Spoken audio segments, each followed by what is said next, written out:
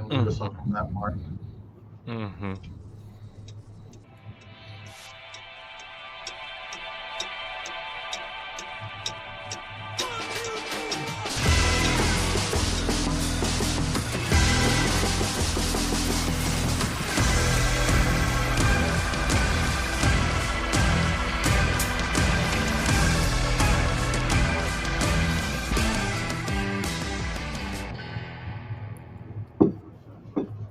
Hello, hello, hello, and welcome back to the 12. This is a show about the Women's Super League, aka the highest division of women's football in England. We're here to discuss all things WSL, both on and off the field. Each week, we'll be breaking down games, showcasing stars, and highlighting important stories surrounding the game. My name is ThomBomb. I'm here with my co hosts, Marc and Treb. And this week, it's about fighting loneliness. Um, in a recent article in the Argus, Brighton goalkeeper Chiamaka Nnadozie opened up about being her transition from Paris FC to the WSL has been difficult off of the field. I think the article said that she cries every day because she misses her family. And I think, Marc, if you want to kind of lead this discussion for us? Sure. Yeah. So I actually she made these comments at a Nike and versus I guess film that they did. It's called Nothing Off the Table. Or yeah, and that's where she made that specific comment where she said it has not really been easy because people just see you come out on the field to play. They don't know the struggles behind. Since I moved to Brighton, every day I cry because I feel lonely. I miss my family. Um, and she spoke about, I guess, at length about her experience overall, right? But I remember reading that article, or I remember reading those comments, and I think where I saw it was from a Nigerian-based newspaper, but I didn't see it necessarily like widely reported or spoken about or anything like that. And then, of course, I came across this article, kind of using those comments as a reference, and then basically talking about, excuse me, how Brighton have responded, what Brighton have been doing behind the scenes to try to um, help Ndozie kind of, settle in, um, kind of just feel more at home, more comfortable. Um, when so Dario Vidicic was asked about his reaction to the interview by the Argus. And he said in here, I think it is concerned because we always want the mental well-being of everyone to be high and happy. It is obviously nice to hear that when she is in the environment, she's around us, she's around the girls, she enjoys it, she loves it, she gets a lot of support. That was something that Ndosi said in that Nothing Off the Table film. But there is a lot of time that is spent away from the training ground as well. It would be negligent of us to say, but she's happy here, she should be happy away. We never know what people are dealing with, so we take it all very seriously. We try everything we can as much as possible. When she is here, she's in good mood. She is laughing. She's herself. Um, when it came out that she was lonely, we've seen everyone around the club checking in on her, trying to make her feel as homely as possible and as happy as possible. That is the most important thing. And so I think I really appreciate hearing those comments from the manager. I think very measured, kind of putting the bigger thing, the most important thing in perspective. And that's the health of the player, and in this case, the mental health and well-being of the player. Um, I also, this story kind of, I guess, resonated with me a bit because, I immigrated from Trinidad and Tobago when I was around the age of 11. And, kindly put, it was a weird experience. You know what I mean? Like, it worked out in the end. I've definitely I made a lot of friends along the way that I'm still people I'm still close with to this day. But it's like you looking back on it, it's like, oh, having the perspective of what you were going through, it's hard to see it at the time. I know for me, my homesickness didn't really hit necessarily at first, but like in high school is when I was kind of feeling like I had an identity crisis of sorts. And so that's when I felt like I missed home the most. But yeah, I don't know. I mean, like, I'm sure all of us have relocated in one way, in some form or fashion, and we can all speak to how difficult that is.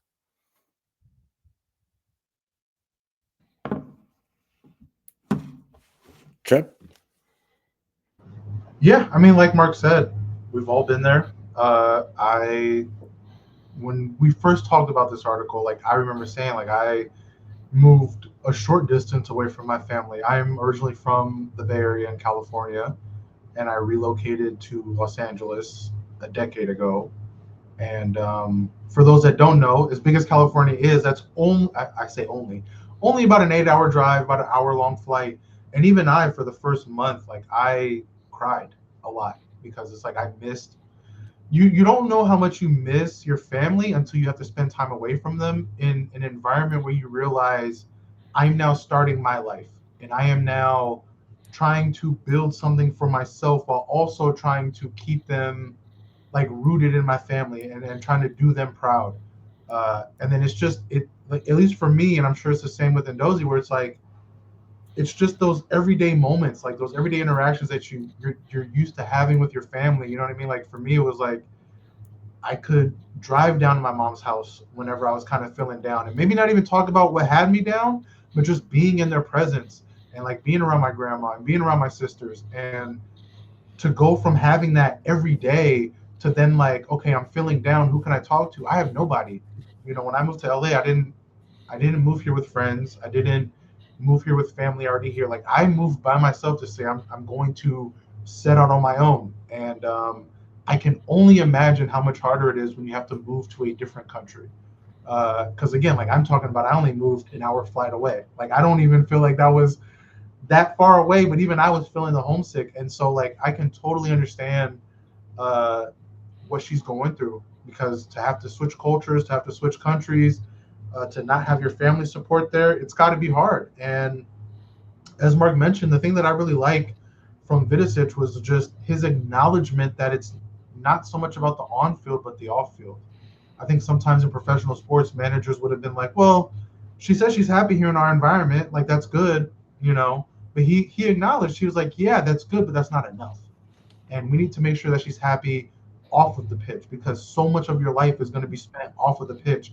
There's going to be months long off seasons. And I think sometimes we get caught up in like, yeah, that's a professional athlete. She can probably have the means to go back home and things like that. But it's not about that. It's really about that day to day and those week like times like this. You have international break going on. You're not really in training with the team. I'm not sure if she got called into Nigeria, but even so, like it's those moments where it's like you're away from your club.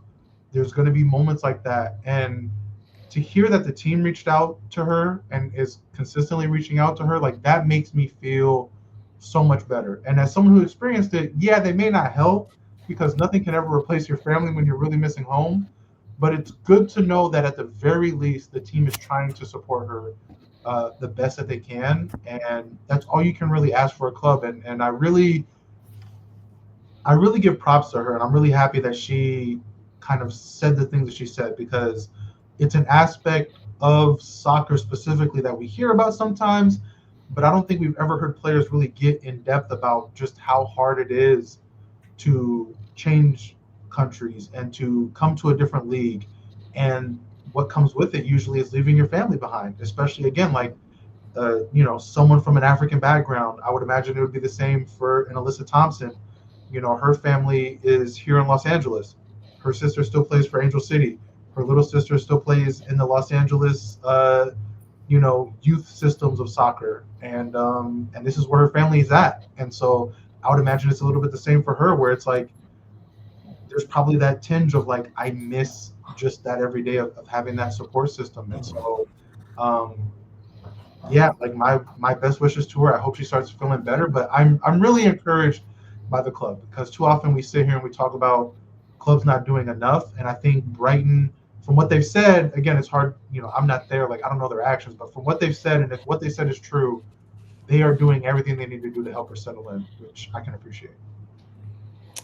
And I think it's also important to remember that this is the second like move that she has made, like from one country to another. Like she was born in Nigeria. She like her original club before she was with Paris FC was in Nigeria, and then she moved to Paris when she was 20. So she was still very young.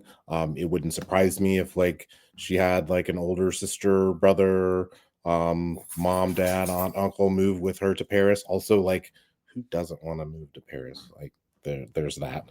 I think that part is curious to me, right? Like, I think if I was hearing that interview, I would like to ask her, like, did you have these same feelings in Paris? And it's not to disparage maybe what Brighton are doing, but it's just to find out, like, did she have family move with her to Paris? Is that maybe something that can be explored, just having someone here with her in England? I say here, but like someone there with her in England, just to kind of be that support system. Like, I don't know, but you're right. Or was it just easier for her to tap into the Nigerian community in Paris and find people to speak pidgin with, whereas in Brighton that might not be as easy to do. It's not like Brighton is London. I think we all know that. So one of the things that was encouraging to me is that Vidosic did say that they are looking into like seeing if her, or if her family can come live with her or come more often, which would be great to see. So kudos for her for opening up about this, and kudos for Brighton's response in lieu of this. So we are going to, there's no real easy way to transition off of that, so I'm not even going to try. So there's that.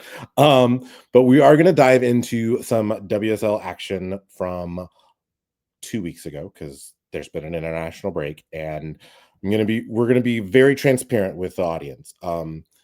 We have forgotten a lot of these matches. So what we're going to do, some of us also handle, like I know Tom covers Kansas City, like I do Angel City, like there's still a lot happening stateside with our soccer hitting playoffs and finishing up the regular season on top of our own international break that we are invested in. So there's been a lot happening the last week and a half, 2 weeks. We're trying. We promise we're going to try. But what we are going to hit is just like one major point from every single match that occurred. Actually, because we did talk about her team, let's start with Brighton. They played Arsenal at the Emirates. Treb, what happened? Yeah, I mean, 1-0 to the Arsenal. 1-0 win to the Arsenal. Let me know if you've heard that before.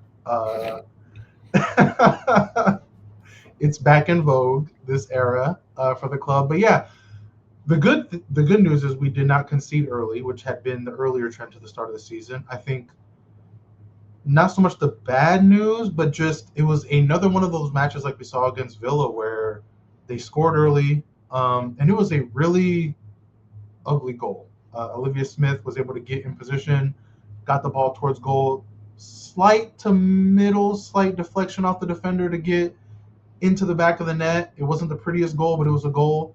And it was enough to get the win, but the rest of the match was really nervy. Brighton were on the front foot. They were attacking, especially in the second half. It just felt like they were finding a lot more space. They were finding a lot more opportunity at goal. Big shouts to Daphne Van Domselaar, who, I personally have also mentioned that she has had a shaky start to the season.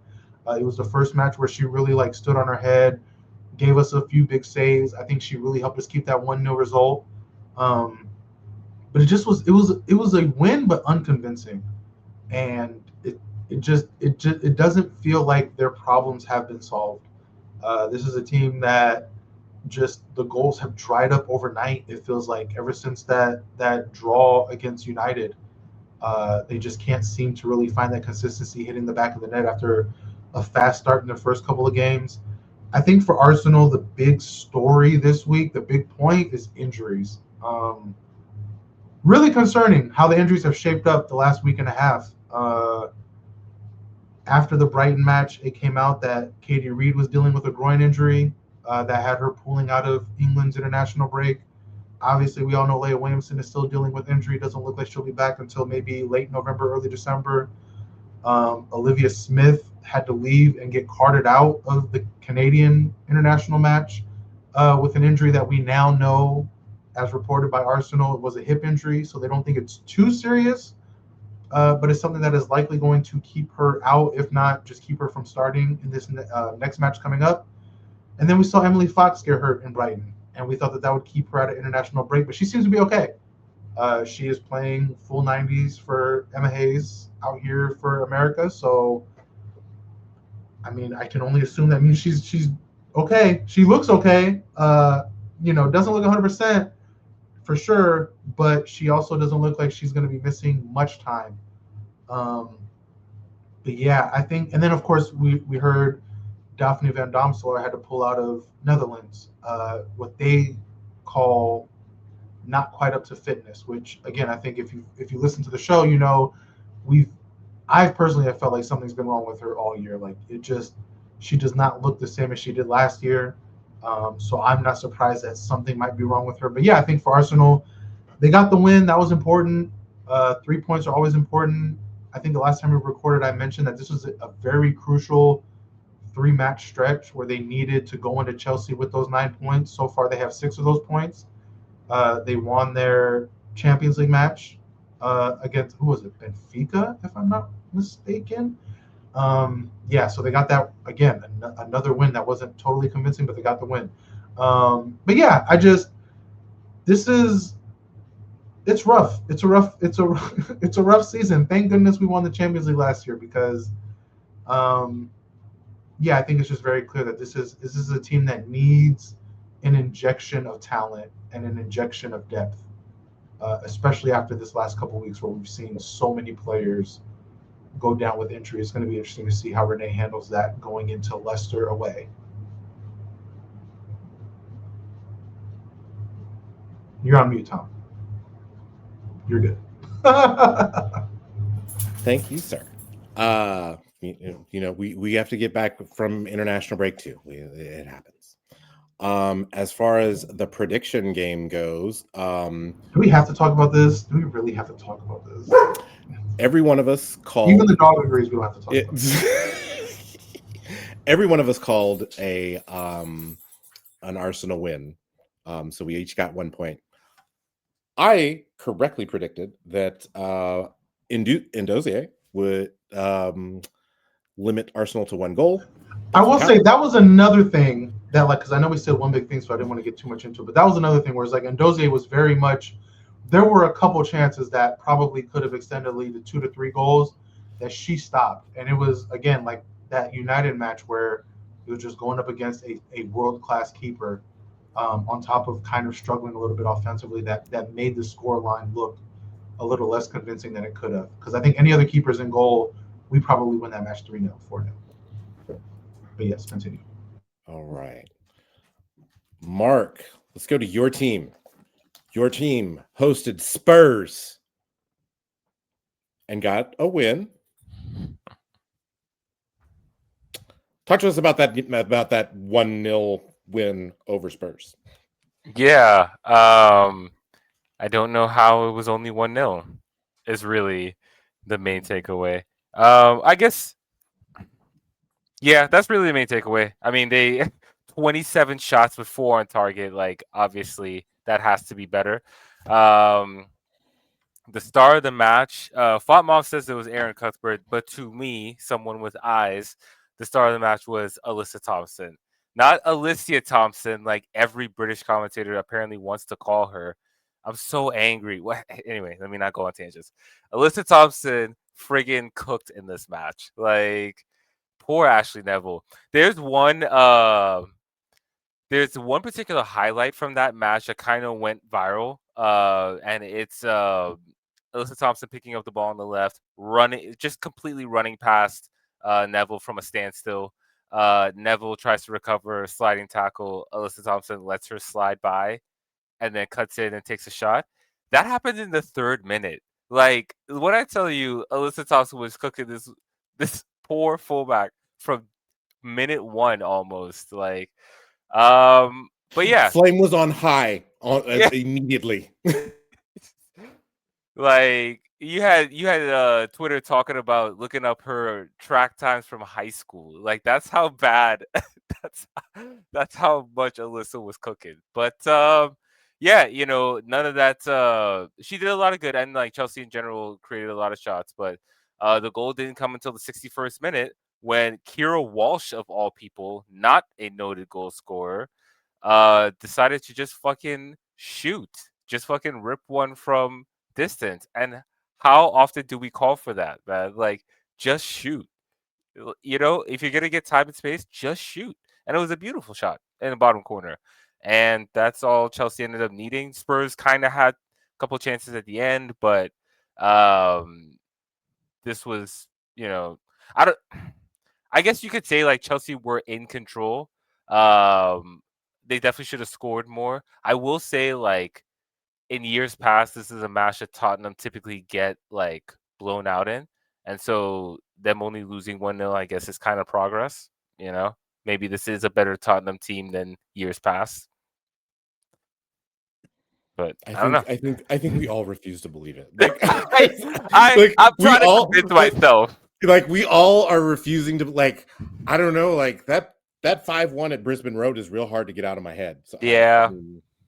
So I don't know. Yeah. But well, I guess I will talk about my team. My team does what they do against Liverpool every time that they play them at Anfield. They let in the first goal, and then they score 2 more goals, and then they win. This one was a little bit scarier, just because of the goal was so late in the match. The first one, it was in the 52nd minute, and I think my one overarching thing is, like, if you look at Liverpool's goal, if you look at Kerry Holland's cross, you can see the face of every City defender, as the ball gets to Kopax. It's just like, you see like Layla Wahhabi in front of the cross, then you see Alex Greenwood like try and like head it away, and like she's not tall enough, then you see it like kind of bounce in front of Jade Rose a little bit, and then you see Casper, I have no idea where K-Pox is, and then it's just like, oh shit, she's right behind me. So it was just a very interesting camera angle that on that shot. Definitely credit to Liverpool on that. They're still terrible, y'all. And City definitely made them pay for some goalkeeping foibles, like Amon Benet's goal. I'm not really sure why the keeper saved it but didn't collect it. Like, she literally just pushed it into Benet's path, which was insane. And then Abba Fujino had a give and go with Sidney Lohman, which was like a really well executed goal. It looked like, and that was that. 2-1 City, get 3 points. Oh, I'm sorry, forgot about the prediction game for the Chelsea match. Literally everyone had. Oh no, I'm sorry. Only Treb has said that I'm never betting on Spurs to get a result, apparently said that Spurs was going to get a 2-2 draw. To be fair, that was more hope that Chelsea would drop points, but that's fair. Yeah, I can. That I can. I I will can. not. I listen. Unless Tottenham are playing West Ham, I'm not picking them again. I can understand Or that Liverpool, level to be fair. of wish casting. Ooh, which, by the way, like, we're not there yet. We'll get there. We're not there yet, but we will get there. So 1 point for Deep D, Mark, and myself. And then as far as the City Liverpool, everyone predicted that City would win. Only Mark predicted that there would be a Liverpool goal. Everybody had crazy high margins of victory. We were very high on our own supply and very down on Liverpool after this match. All right. So we're gonna get away from our teams, and I'm gonna talk about London City West Ham. Just shout out to Shea Butter FC. Don't play out the back. Don't do it. Don't, because that as Lonnie went at, like, I don't understand what Smek was doing, but she was like pointing, like it was like she didn't know that the ball was in play and she had touched it off of a goal kick, and she was trying to direct traffic up the field and had no idea that Asllani was just coming, and Asllani just took the ball off of her foot and just passed it in the back of the net, like in the 68th minute, just 1-0. Just like, if you have not seen this goal, just stop what you're doing and go look up the London City goal against West Ham, because it was just so ridiculous. Just kind of like, if you played some yakety sax behind it, it would work. Like, it would just work. It was really bad. West Ham remains really bad.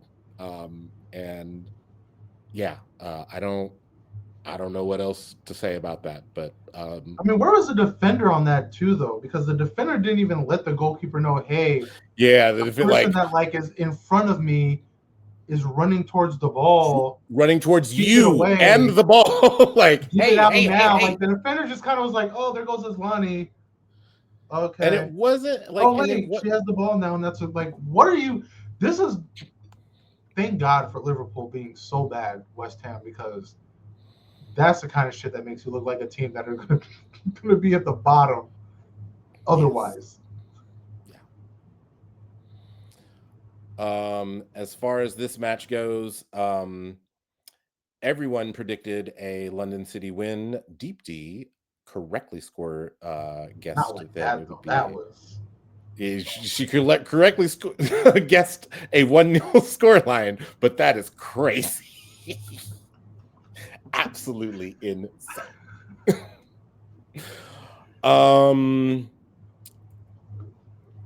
Treb, talk to us about Everton Man United.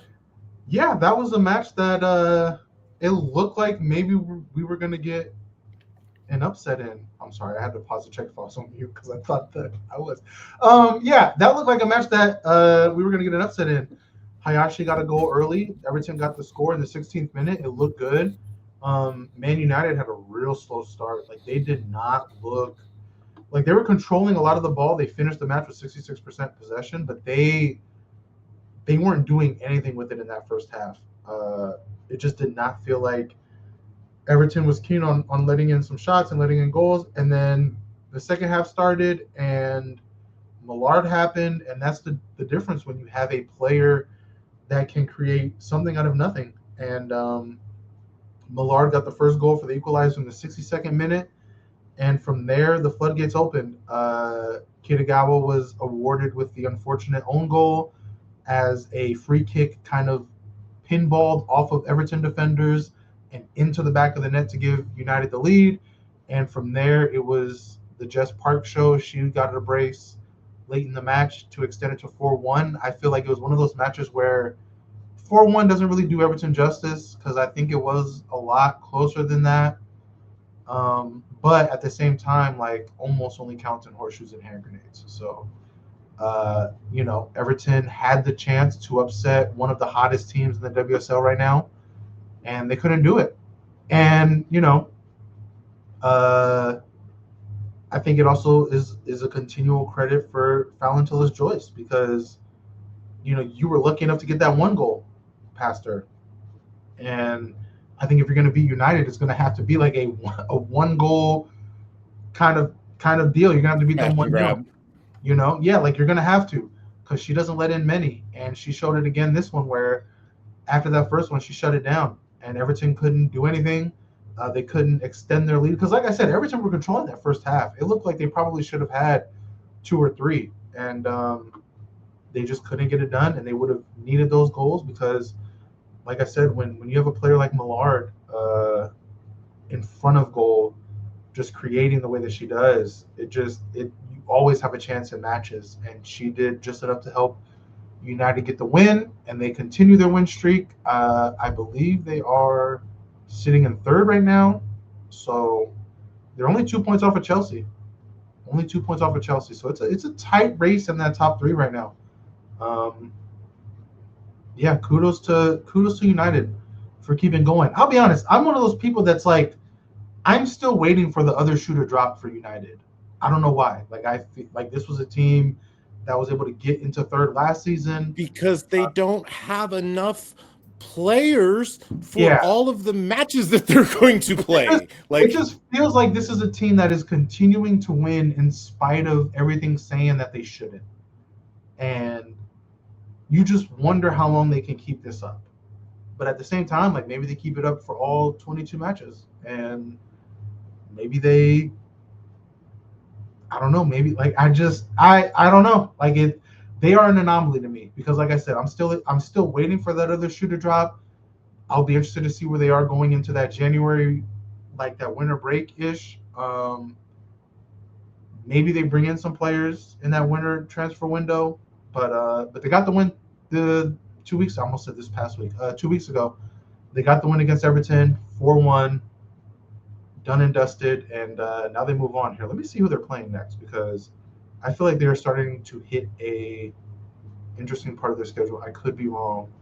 Yeah, so like yeah, they have Brighton away, Villa at home, and then their Champions League is where it starts to get real tasty. Oh, because they play the Mary Earps Derby, but Yep, they have PSG Paris Saint-Germain is coming not, in. but They PSG have hasn't looked good. City away and Wolfsburg away. Lyon kind of around that bend in the winter. So this is going to be an interesting stretch into that January window for United. And I think if there is going to be a time where we see that other shoe drop, it's going to be now. So I think get ready to see just how legitimate United are in the coming month and a half. But kudos to them, 4-1 win, 3 points to the good. As far as the predictions go, everyone but me predicted a United win. The hater in me just did not allow me to do that. I predicted a draw, and it was close. But again, horseshoes and hand grenades. Last match that we will talk about where nothing really happened, but a lot really happened if you think about it. Aston Villa 0, Leicester 0. Would either of you like to guess what Aston Villa's XG was for this match? I'm looking at it, but I'm gonna get okay. Oh yeah. Okay, I was gonna say something like 2.5. No, 2.99. Their XG was 2.99 on 8 shots on target. That Janina Leitzig saved all of them. and according to ThomBomb, was the player of the match with a 9.1 rating. Yeah, I think that's deserving. I mean, look, I when I saw the score, I'm not gonna lie, I was like, Villa disappointed again. I predicted that they would win, and they flattered to deceive, but they did actually play some pretty decent football. They created a lot of chances, and Janina Leitzig was just too good on this day, honestly. Like as far as 0-0 goes, it wasn't the worst match. Like, um, it's you're not necessarily looking at Aston Villa versus Leicester City for excitement, but it was a pretty decent match overall. And I kind of talked about Leicester before, like showing fight, actually like having a spirit, which is like if you're going to be in a relegation race, if you're going to survive it, I feel like that team spirit is important. I think Leicester continue to show it. Like this is a hugely valuable point for them, getting further and further away from West Ham, from Liverpool. Like it might even get to a point where Leicester are kind of comfortable by the end of the season, which coming into the season, I don't think any of us had that on the table. Brother, they were a tire fire. They were to start the season off. They were a tire fire. They were my number one pick. Like, oh, you are playing in this playoff match against the third place WSL side, two side. Yeah. That is happening. Yep. It's kind of crazy looking at the standings now because I just had a peek, and technically because of I think it has to be probably because matches played. West Ham are below with Liverpool, which just doesn't feel right in my soul. Yeah, matches played in goal difference. Yeah. Oh yeah, it's got to be the goal difference because like they're that minus 15 is brother. Yeah, that's nasty. That is 2 nasty. goals scored in 6 matches. I think the difference is like Liverpool are losing all their matches, but they're at least keeping it close. But whereas West Ham are just. And then Leicester have 3 goals scored in 6 matches, but they've managed 3 results out of that. That's insane. They've only and if you think about like them only conceding 8 is pretty amazing. That's the Leipzig effect. So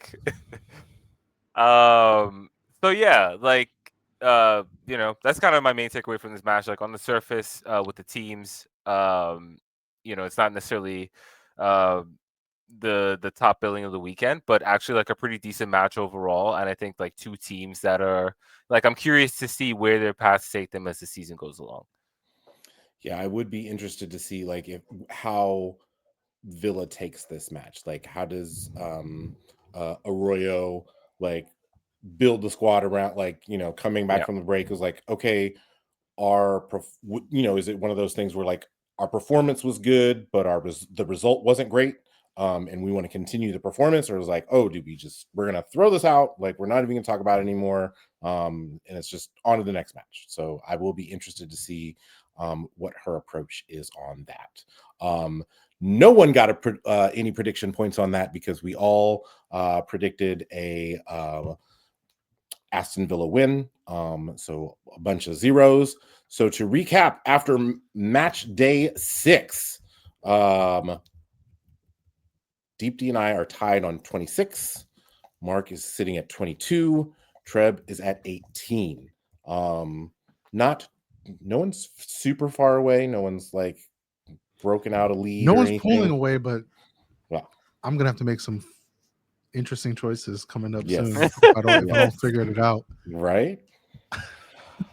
So let's get into some cup competitions.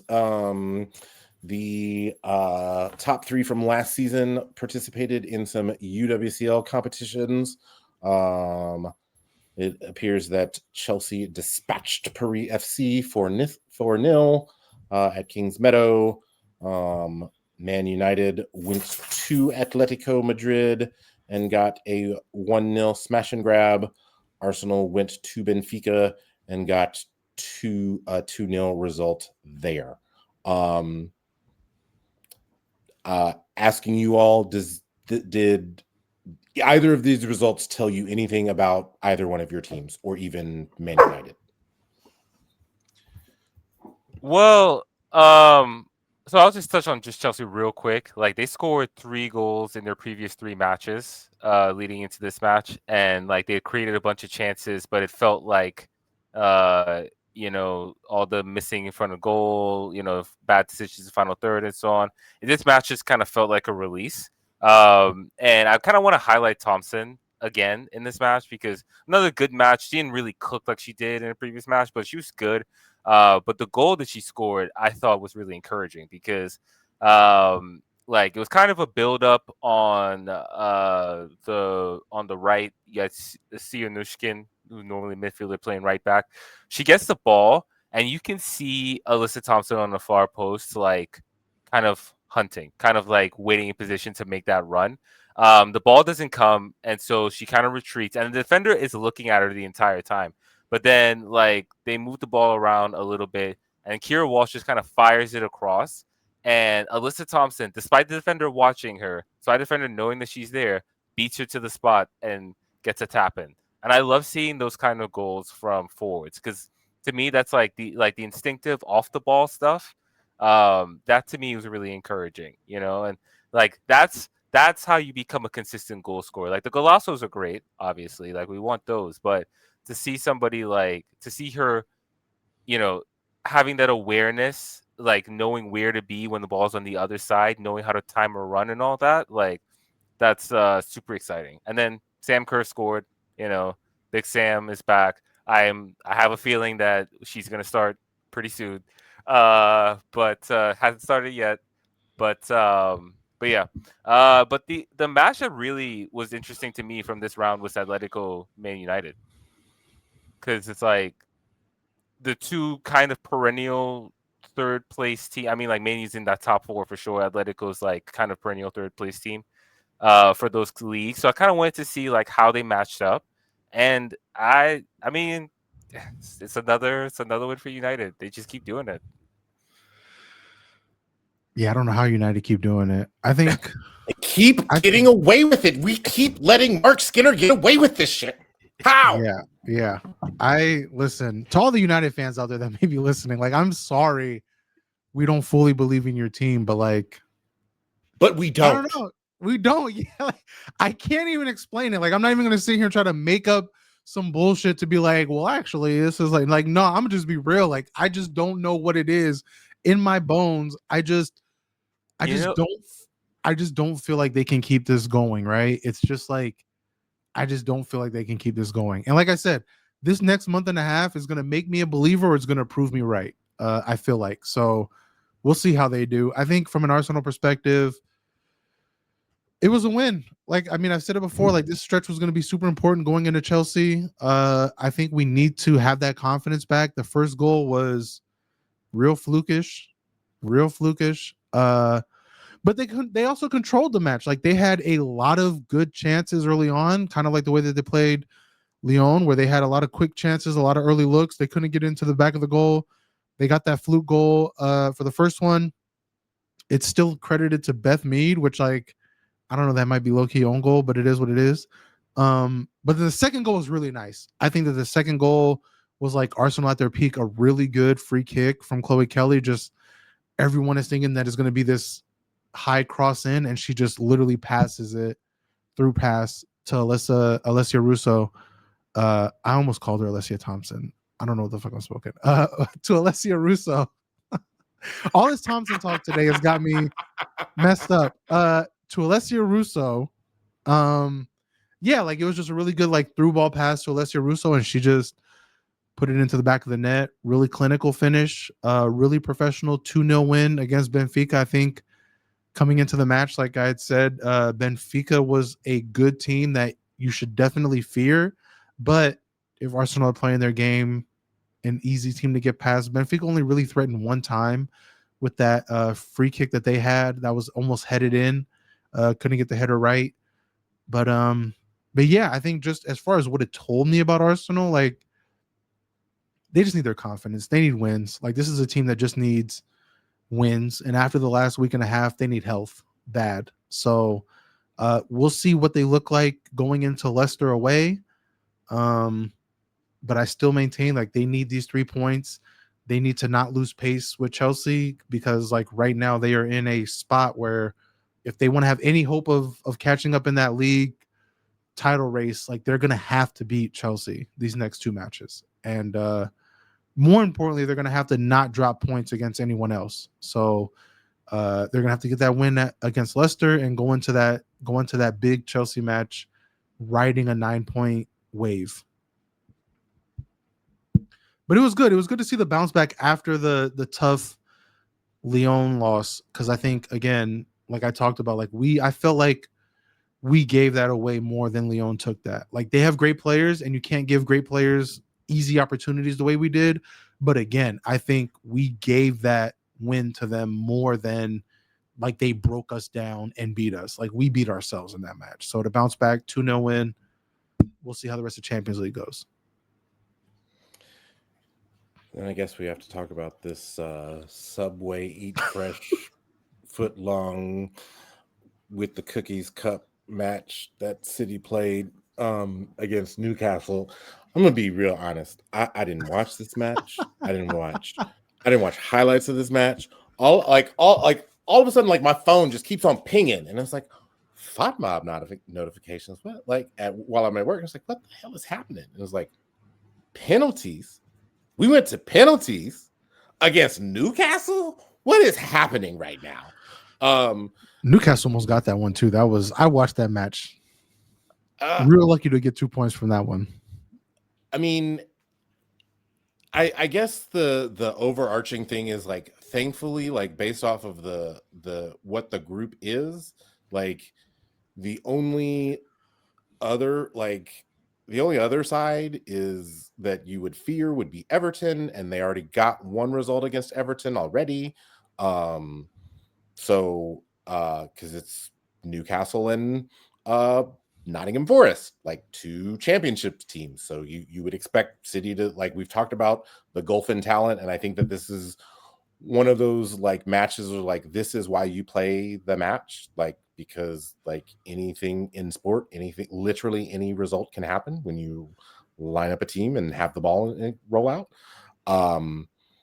I did find it interesting that immediately after this match, Newcastle fired their manager. I was about to say, not only a championship side, Newcastle are in 9th. Yeah. In the WSL 2. So I don't know what that says more about. I don't know. City got 2 points. Like, and City played a strong lineup. Like it wasn't like they rolled out their kid. Yeah, like they rolled out their. That should not have been as close as it was, to be honest. Yes. Shaw, Fujino, Wahhabi. On top of the fact that for those of us that did see the match, the Newcastle goalkeeper guessed right, because the match went to penalties. She guessed right on 4 out of 5 of those penalties, had a hand on 4 out of 5 of those penalties, and just couldn't do enough to keep them out. Newcastle should have very much easily won that penalty shootout. I don't know how City pulled off that win, but like they did. But yeah, like that wasn't a reserve City squad. Like that was. Listen, man, that's a 9th place WSO 2 side. Hey, this roster is not currently constructed to play matches a match every 3 days, and that is okay.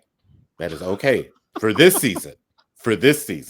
Now, if next season happens around and City, remains in 2nd and gets through the playoff qualification, that's a totally different story if the roster looks the same. So survive in advance, get the points. That's all I gotta say. I guess to hit on some news items, I guess we can talk about a very interesting international window so far. We got Portugal beating the United States. We have Brazil holding off the 3 Lionesses. We have Norway defeating, Norway defeating Japan. Any of those speak to any of you all? The USA losing to Portugal at home. It kind of on Alex Morgan. What are we calling it? Fun stat of the day: Alex Morgan is over 3 on teams honoring her and then playing that same match. That's right, because the Wave lost their jersey retirement night. Oh, that's right. Oh, that's teams hilarious. That honor Alex Morgan have not won said match where they honor Alex Morgan. So it kind of reminded me of like homecoming night. For anybody listening to this is not familiar with homecoming, didn't grow up in the U.S., homecoming is like a dance that happens in the fall. It's usually like a weekend-long event. Alumni for their high school or college might come back and whatever, right? It is always the game that you schedule where you almost guarantee a win. Like that is the whole purpose of homecoming is to Okay, we'll you put it this way. schedule the nail. Yes, if Chelsea were to have a homecoming match, be West Chelsea Ham. would be West Ham, Leicester, or Liverpool. Yeah. Like Exactly. Liverpool, West Ham are everybody's homecoming match teams right now. Yes. Yeah. So that USA losing on the night that they honor Alex Morgan is like losing on homecoming night. Like that's what that reminded me of. Yeah. Whew. I don't know. I just thought that was funny. That was really funny. I think to me, the result that most entertained me was Brazil over the Three Lionesses. Or I think Eve. Okay, the red card was really dumb by Angelina, like real dumb. Even before the red card and somewhat after the red card, like I don't know what Serena was doing, but like starting 4 center backs across your back line, like slow center backs at that against that Brazil attack, that's a choice. And Serena made a choice. Like I don't know what this whole Maya Letitia at right back experiment is. Oh, like, brother. That's a whole talking point. Like, oh, like what the okay, sure. Go with that. But I was actually impressed with Brazil's resolve after, like, even after, because I never felt like London, like that England was gonna get back in that match. And then I think as far as like most shocking results, Niels Nielsen fielded a first choice lineup and lost to Norway. Like that, like I how do you that Japanese lineup should not lose to Norway. Not, I get Norway is talented, but like both of it's not like both the goals. Ada Hederberg was not scoring those goals. There wasn't Caroline Graham Hansen scoring those goals. Like that, no, that's not okay. That's just not okay. And I'm not going to blame the Japanese players because, to me, like I will never blame Yui Hasegawa. She is blameless in all things. But yeah, that doesn't bode well for them, especially them having their continental tournament coming up in March, and losing to a deeply unserious Norway team does not speak well of them. I think my big takeaway from this international break, and honestly the last few, is that we are, as it stands, we're going into 2027 with no clear favorite. I think after the last World Cup and the subsequent tournaments and international windows that followed, I felt like there was a very clear top 3 of like Spain, Japan, and, as much as people hate to say it, England. Because like even though England was winning ugly, they knew who they were and they were winning within that. And like in a tournament like the World Cup, like that's all you can do is have that experience and play within yourselves and just find ways to win. I think as it stands now, I think the favorite would probably be Brazil, because they are the only team that I feel like is finding form, is still relatively young, and will have the added benefit of that 2027 World Cup being on their home soil. And I think that is going to help motivate them. That is going to help energize them. So I am excited in that sense, where it's like there doesn't seem to be a clear favorite going into 2027, and that means chaos is going to reign supreme. And anytime chaos is on the table, I'm happy, because I love mass peak chaos in the best of ways. For anyone that doesn't know, I'm a Mexican national team supporter. So my team will very much be in the World Cup, but this is still a rebuilding era for us. So I don't anticipate much of any kind of run. But if mass chaos is on the menu, you never know. And when you never know, anything can happen. You know what I mean? And I think that just provides a really fun energy going into a World Cup in Brazil, which I think World Cup in Brazil's always seem to have fun energy anyway. To go in there with no clear favorite, maybe even the home team having that slight favorite tag on them is going to be fun. But again, that's as it stands now. March's true last international tournament. Exactly. They still have the veteran presence in Marta, who we know is an absolute dog, who, if given even the most sliver of chances, will force her teams past the line of victory. She's done it with Orlando Pride. She's done it with Brazil. Like, we saw it in Copa America. Listen, and that's what I'm saying. So, like, there's still a lot of time between now and 2027, but as it stands right now, especially during this window where we've seen a lot of these teams, like, none of them give me the confidence that I can point to and say that's the clear best team on the planet right now. So I would agree. That's exciting. Also, I think that you all would do well to make sure that you get Sam Meza into the fold. Well, again, I've had this conversation with some of you guys behind the scenes. Like I said, Mexico right now is in a rebuilding period. Mm-hmm. And part of that rebuilding period, they've made a commitment to La Liga MX Femenil. Mm-hmm. And they are just trying their best to grow that league and develop the talent within that league. So on one hand, I can't blame them for that. But on the other hand, yes, you have players like Sam Meza who would love to play for Mexico. She said it before publicly. You have players like Riley, not Riley. Oh my God, dude. Don't get in trouble. Raylan Turner plays for Portland. I believe she's still at Portland, right? Yeah, Raylan Turner. She has also in the past said that she would love to play for Mexican national team. So there are definitely some Americans that are young and talented. Yeah, so I think that Mexico would do well to call those numbers and at least bring them into camps. But again, I can't be too mad at them wanting to take a breath after missing World Cup last time and kind of after, you know, the way that they failed at the Olympics and stuff like that. Like, I can't blame them for taking a breath and saying, listen, we need to develop our talent at home.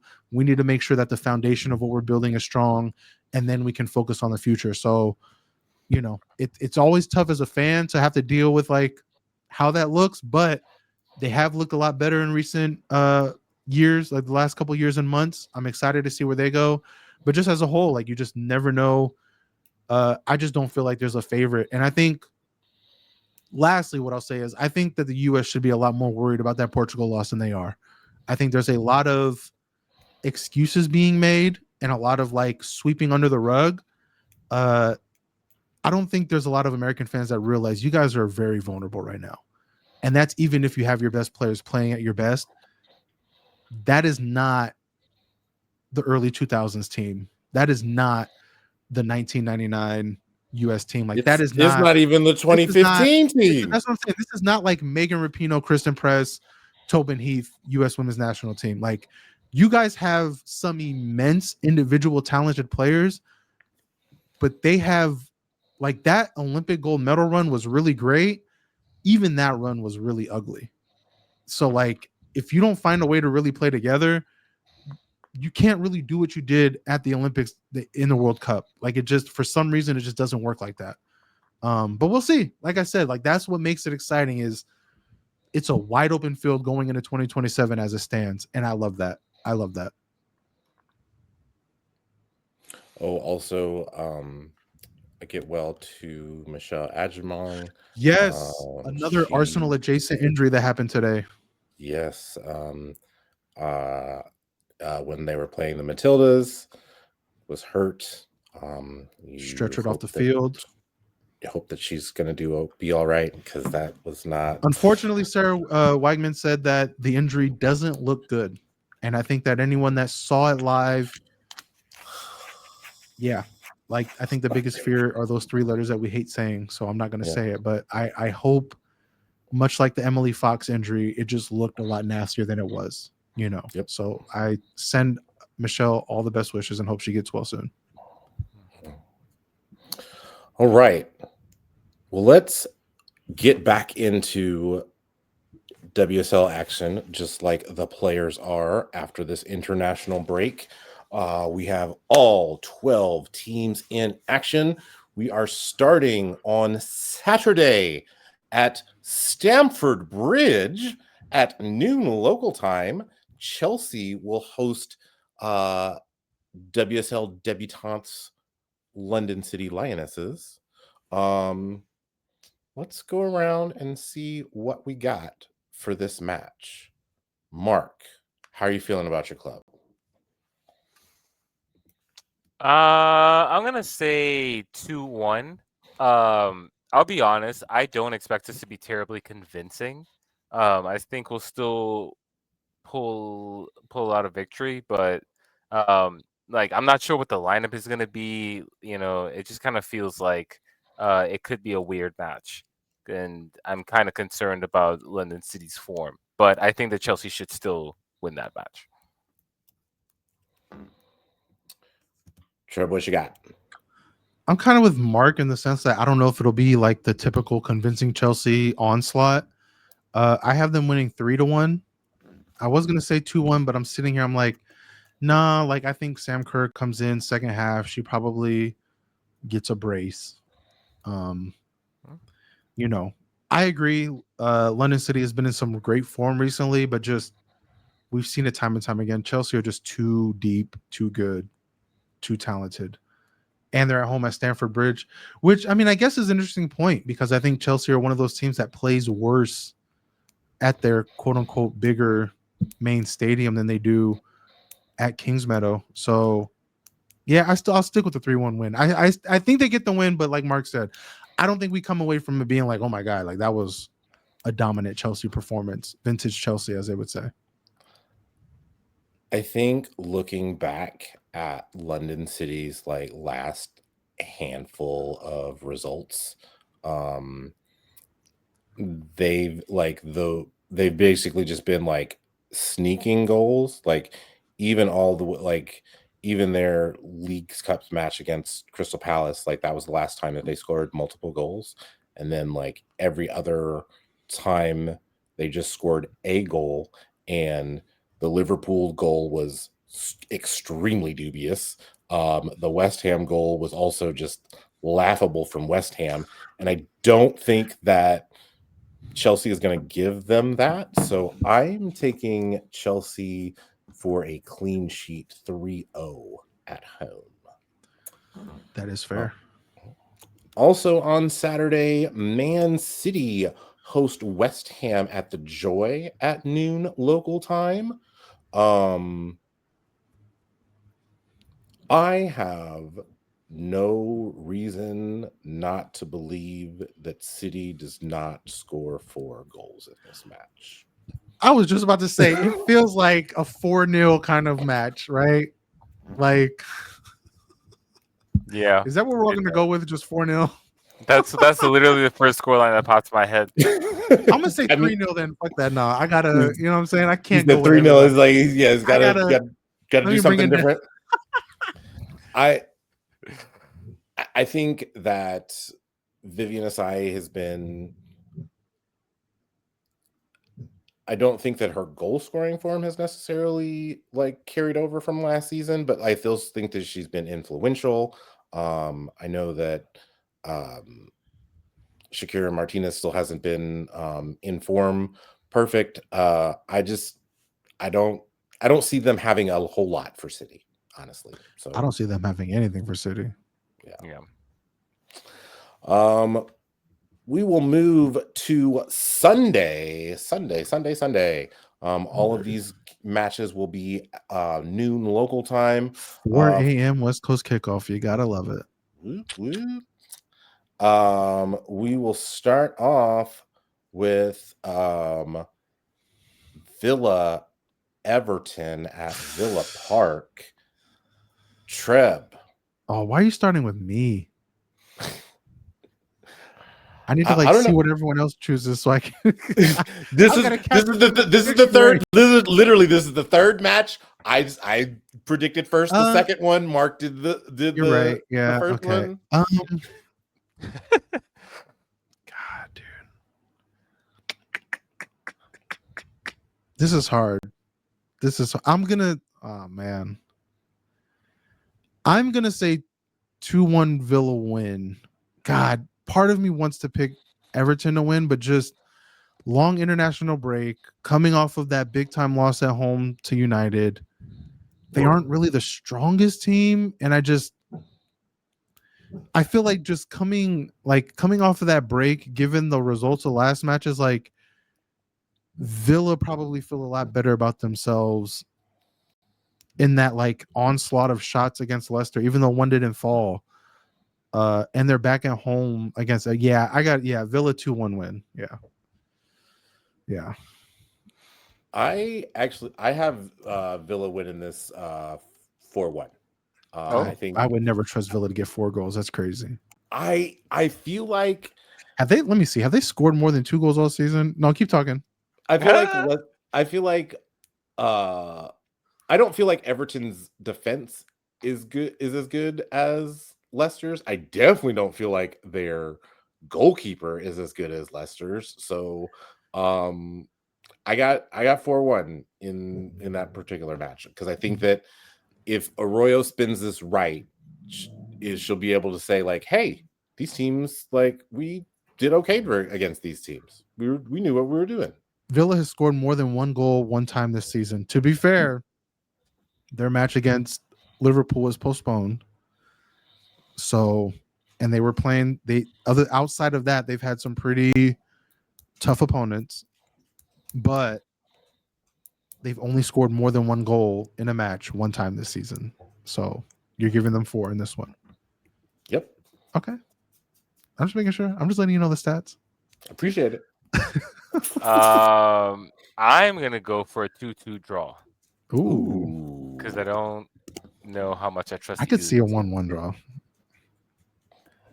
That's what I'm saying. Like, part of me wants to believe Everton can win that match, but I feel like that's also what's gotten me in trouble in predictions where it's like, yeah, I'm gonna just go with the one that I feel like my mind knows that like Villa should win that one again, especially coming off they had 27 shots against Leicester.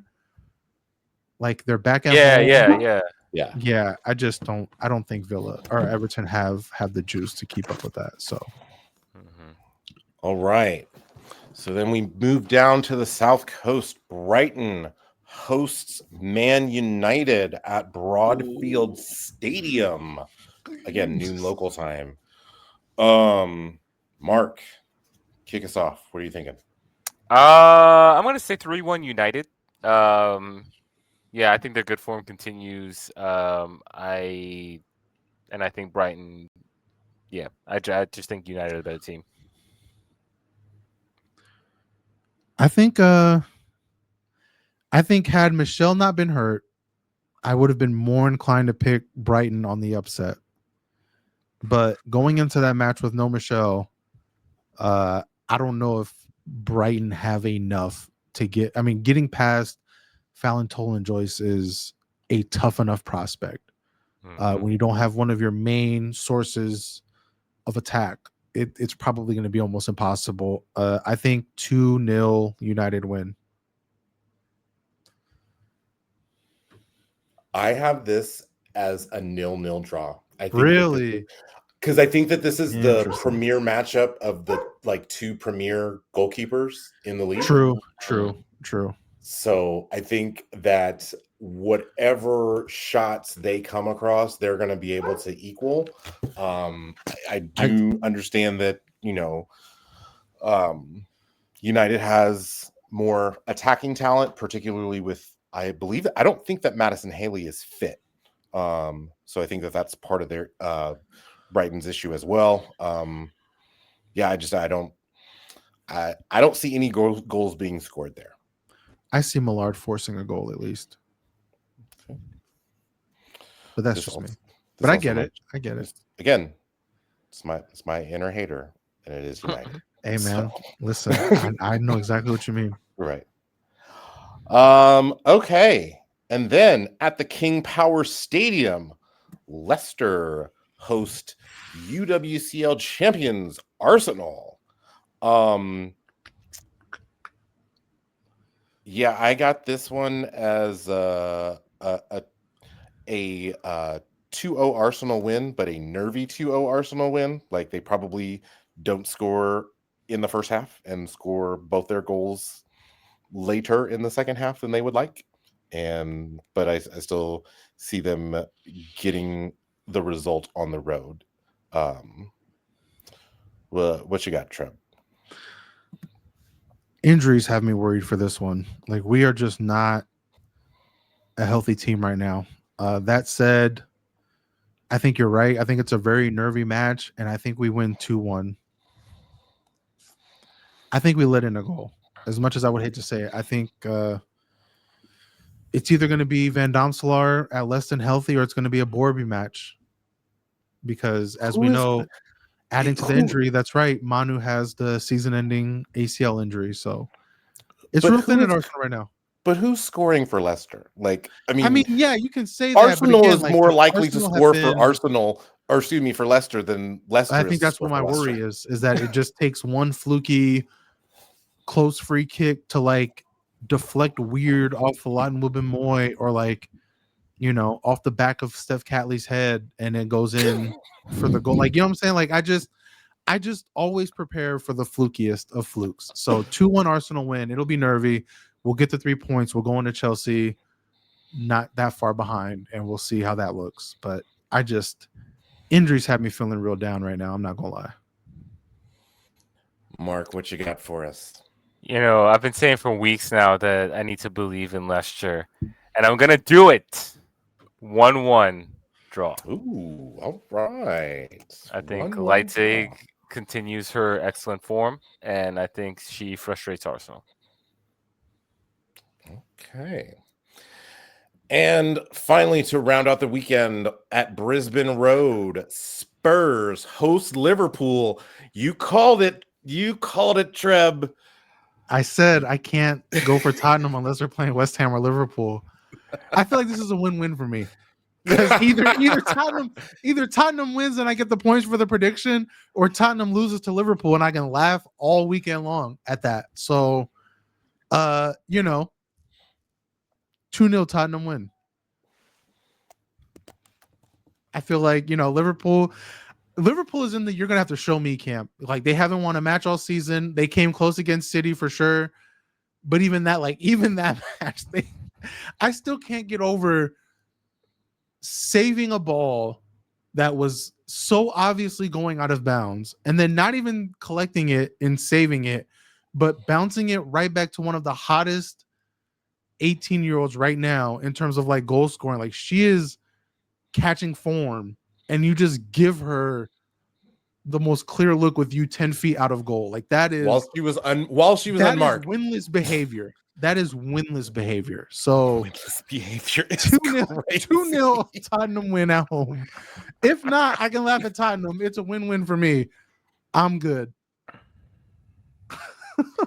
I am gonna say 1-1. I just can't, like, Liverpool have to get us a point somewhere at some point, right? Do they? Are you sure? Are you sure about that? Are you sure? Have you This seen is their not- manager? Do you know Sure who about their that? manager is? Oh God, Gareth that's right. Taylor's their manager, right? Am I wrong on that? Oh my You know God. the dude that starts every match sitting at the very top of the stadium, and then like has to walk down. They're on the road like, too. Are you sure about in the that? I mean, look, 22nd hey, minute? I got to catch up to Mark. So please, 1-1 draw. Mark it in pen. Put it down. He said it. I think Tottenham. I wonder about their goal scoring. This is how I win.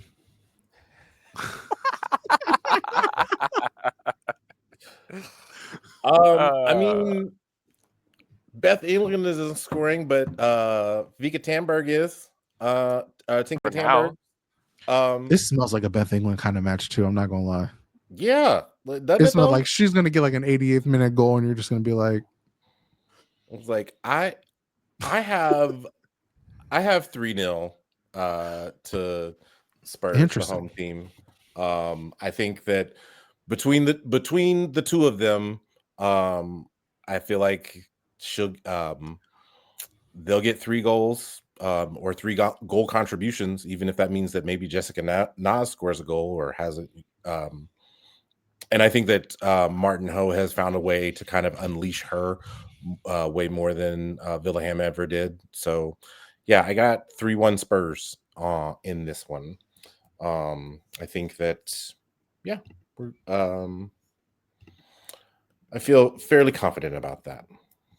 All right. Well, gentlemen, I think we have come close to the end. Is there anything that we would want to go over before we leave the peoples?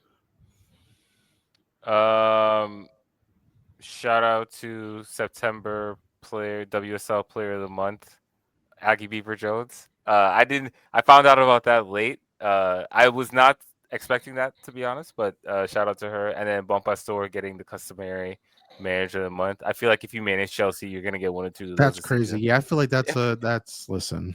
Because like I think wait, didn't not Seb Hines win it for October or just for a week?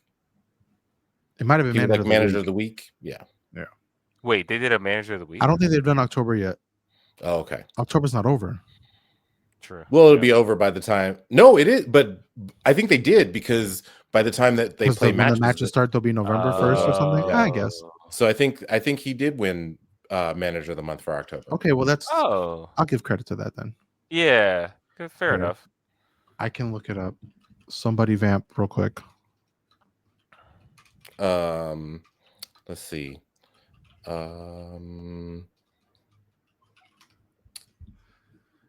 It was not Seb Hines. Thank you for your vamping. Yeah. I was like, I was gonna say I couldn't. Sorry. All right.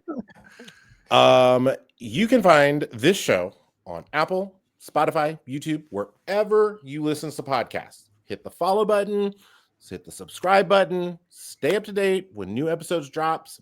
Please leave a rating and a review. You can hit our email box, the 12sobn@gmail.com. We would love to hear your feedback. There are 12 teams, 6 matches, 4 homes.